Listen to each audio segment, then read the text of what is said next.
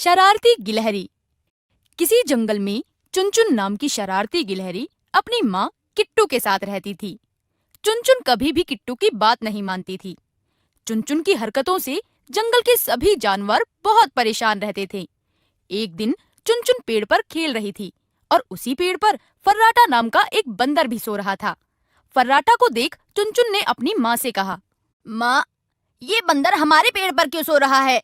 ये पेड़ तुम्हारा कब से हो गया चुनचुन? सोने दो उसे। लेकिन माँ, जंगल में और भी तो पेड़ हैं। इससे कहो किसी दूसरे पेड़ पर जाकर सोए।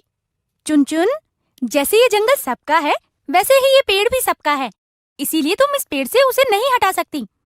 किट्टू ये बोलकर चली गई, लेकिन चुनचुन को एक शरारत सूझी।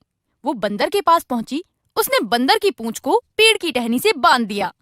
उसके थोड़ी ही देर बाद जब फर्राटा बंदर सोकर उठा तो उसने दूसरी टहनी पर छलांग लगाने की कोशिश की, लेकिन उसकी पूंछ बंधी होने के कारण वो दूसरी टहनी तक नहीं पहुंच सका और वहीं पेड़ से उल्टा लटक कर चिल्लाने लगा, बचाओ बचाओ, मैं यहाँ पेड़ पर उल्टा लटक गया हूँ, बचाओ। फर्राटा के चिल्लाने की आवाज सुनकर सभी जानवर वहाँ आ गए और तभी वहाँ मौजूद जंगल का राजा शेर सिंह बोला, अरे फर्राटा, तुम इतना चिल्ला क्यों रहे हो?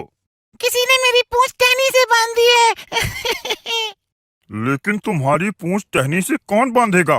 किसी को क्या मिलेगा ऐसा करके? ये काम उस शरारती चुनचुन ने किया होगा। वो ही जंगल के सभी जानवरों को परेशान करती है। ये बातें किट्टू और चुनचुन पेड़ के ऊपर बैठकर सुन रही थी। इतने में चुनचुन बोली, हाँ, मैंने ही बंदर की पूंछ पेड़ से बांधी है। लेकिन तुमने ये सब क्यों किया? बंदर ने तुम्हारा क्या बिगाड़ा है? जंगल में इतने सारे पेड़ हैं, तो ये बंदर इस पेड़ पर क्यों सोया? ये हमारा पेड़ है। ये सुनकर सभी जानवर हैरान रह गए। तभी हिरन बोला, चुनचुन, एक बात कान खोलकर सुन लो। ये जंगल सबका है, इसलिए यहाँ के पेड़ों पर भी सबका अधिकार है। चुनचुन, अगर अब तुमने जंगल में किसी जानवर को तंग करने की कोशिश की तो मैं तुम्हें इस जंगल से निकाल दूंगा। ये सुनकर किट्टू जल्दी से बोल पड़ी, नहीं नहीं महाराज, चुनचुन अभी छोटी है, उसको माफ कर दीजिए। आज के बाद वो ऐसी शरारत कभी भी नहीं करेगी। मैं अभी फर्राटा की पूंछ खोल देती हूँ। ये कहकर किट्टू फर्राटा बंदर की पूंछ पेड़ की टहनी से खोलने लगी और तभी फर्राटा बंदर पेड़ से गिर गया। इतने में शेर सिंह बोला, किट्टू, किट्टू, समझा देना अपनी बेटी को, ये उसके लिए आखिरी चेतावनी है।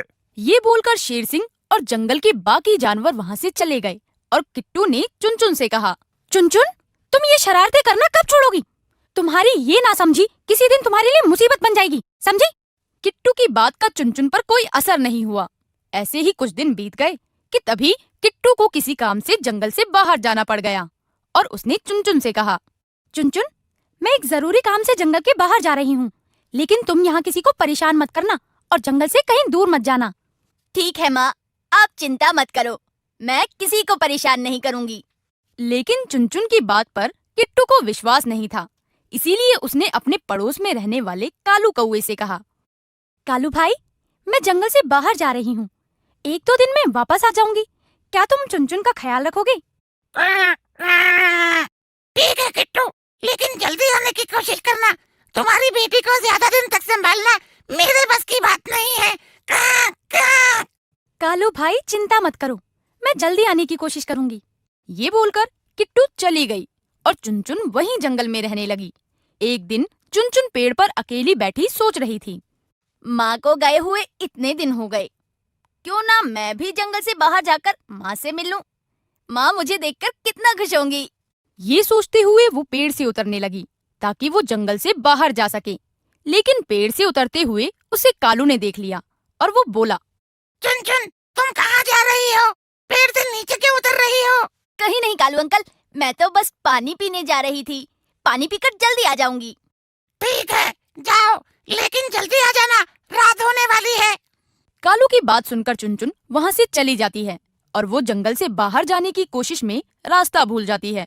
अब उसे दूर दूर तक कोई नहीं दिखाई देता जिससे वो रास्ता पूछ सके। उधर किट्टू जब पेड़ पर वापस आई तो उसे चुनचुन कहीं नहीं दिखाई दी। उसने कालू से पूछा, कालू भाई, चुनचुन कहाँ है? उसने थोड़ी देर पहले मुझसे कहा था कि वो पानी पीने जा रही है। उसके बाद वो अभी तक नहीं लौटी। कहीं वो किसी मुसीबत में न फंस जाए।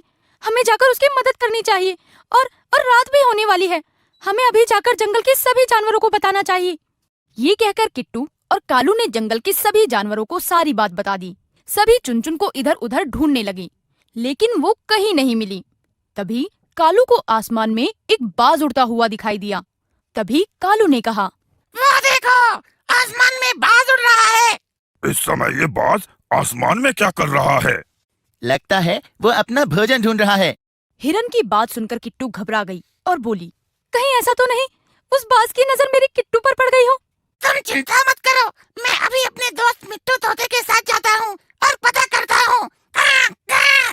ये कहकर कालू मिट्टू के साथ बाज का पीछा करने चला गया। उसने देखा कि बाज चुनचुन के ऊपर मंडरा रहा था। ये देखकर कालू समझ गया कि उस बाज का शिकार चुनचुन ही थी। उसने सारी बात जंगल के जानवरों को बता दी और वापस चुनचुन की मदद करने मिट्टू तोते के साथ चला गया। अब बाज ने मौका पाकर चुनचुन को अपने पंजों में दबा लिया। ये देखकर कालू बोला, मिट्टू, जल्दी उस बाज के पास चलो, नहीं तो वो चुनचुन को खा जाएगा। ये सुनकर मिट्टू और कालू आसमान में बाज से लड़ने लगी। वो दोनों बाज पर अपनी चोंच से लगातार वार करने लगे। इसी दौरान चुनचुन बाज के चंगुल से छूट गई। चुनचुन को नीचे गिरता देख जानवरों ने पत्तियों और घास से बना हुआ जाल नीचे बिछा दिया। चुनचुन उस नरम जाल पर आ गिरी। चुनचुन बेटा, तुम ठीक तो हो ना? हाँ माँ, मैं बिल्कुल ठीक हूँ।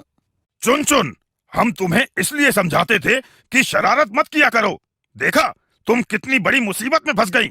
ये सुनकर चुनचुन अपनी माँ से बोली, मुझे माफ कर दो माँ, मैंने कभी आपकी बात नहीं सुनी। अब से मैं कोई शरारत नहीं करूँगी।